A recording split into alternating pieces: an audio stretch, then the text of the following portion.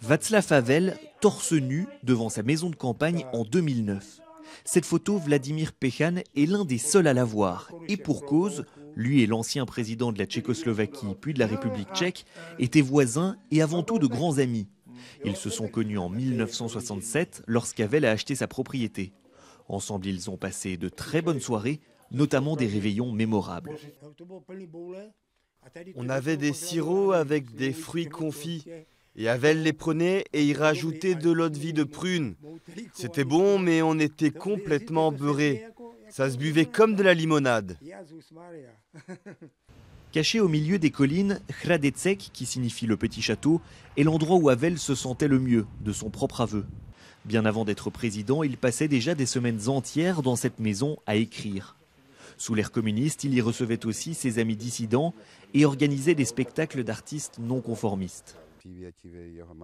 Lui et son épouse nous ont toujours très bien accueillis ici. Olga faisait du très bon goulash. Il régnait une atmosphère fantastique. Un grand nombre de gens se réunissaient ici, c'était très créatif.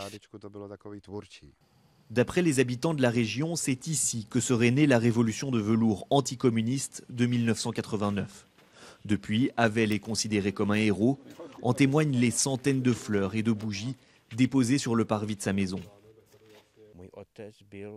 Mon père était ferblantier. Il a mis sur pied son propre atelier et le régime totalitaire lui a tout confisqué. Grâce à notre président, cela a changé. C'est pourquoi nous sommes ici. Depuis dimanche, à l'image du pays tout entier, Hradeček fait le deuil de son poète, qu'il s'agisse de l'école du village ou de la brasserie voisine où Havel a travaillé pendant 9 mois en 1974.